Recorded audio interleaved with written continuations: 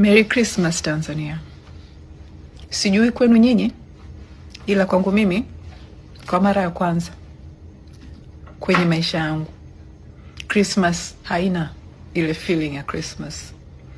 Yani ile shamra shamra, ile furaha ya Christmas. Kila nikifikiria kilichotokea Tanzania tarehe 29 Oktoba mpaka tarehe 1 Novemba,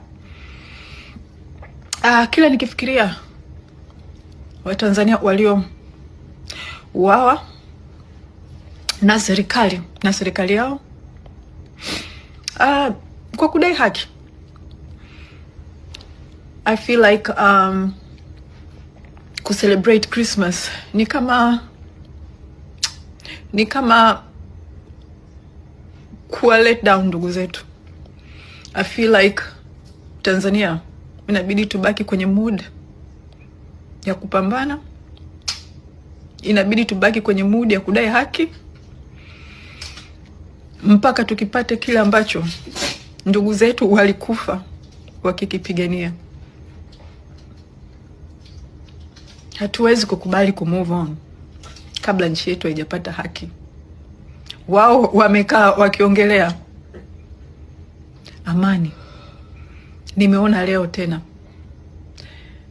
waziri mkuu batili, waziri mkuu asiye na uhalali, Mwigulu Nchemba, akiongelea kwamba viongozi wa dini waendelee kuhimiza amani na umoja kwenye nchi. Amani na umoja baada ya nyinyi kuua wananchi, maelfu ya wananchi ili mshikilie nchi, mnaongelea amani na umoja. Baada ya nyinyi sasa hivi mnashikilia nchi kiharamu, mnashikilia nchi kwa bunduki, mnashikilia nchi baada ya kuua wananchi, mnaongelea amani na umoja.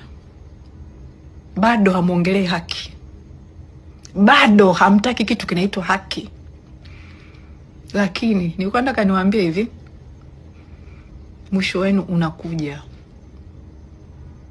Watanzania tuendelee kupambana, sisi wenyewe tuendelee kupambana, na pia mjue msaada unakuja.